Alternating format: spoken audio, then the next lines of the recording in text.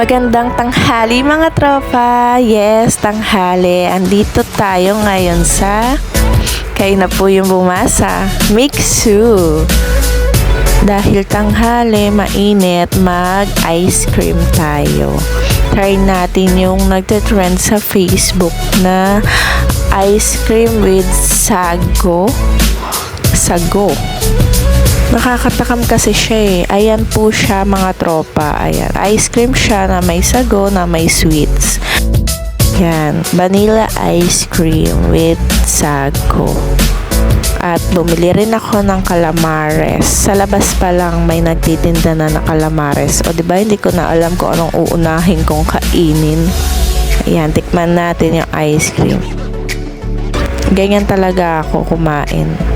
Pag first time ko, talagang ninanamnam ko talaga maigi yung sarap. Masarap siya in fairness. Vanilla ice cream talaga siya with sago. Boba po yan. Boba sundae ang tawag dyan. Ganyan po talaga ako kumain mga tropa. Minsan nga inaamoy ko muna bago ko kainin yung pagkain.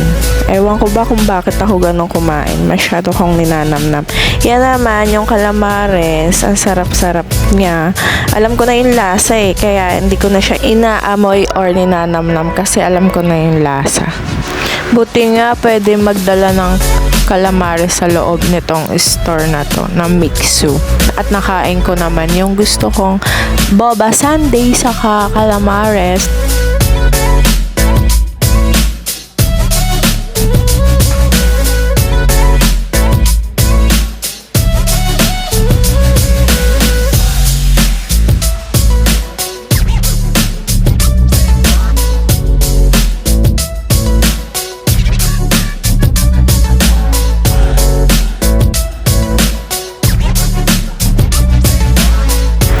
Ang sarap talaga nitong order kong boba sundae.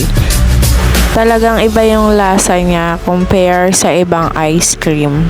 Or lahat masarap sa akin pagdating sa pagkain. Mga tropa, hindi lang ice cream ang meron sila. Meron din silang milk tea, meron din ice cream sa cone.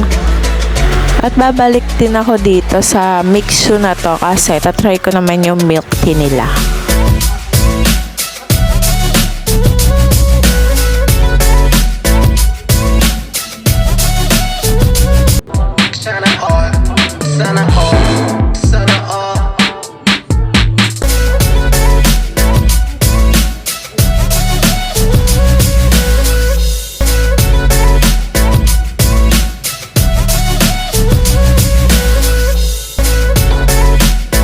Mga tropa, ito pala yung price list nila. Saka dito kayo makakapili kung anong gusto yung orderin. Sundae or milk tea.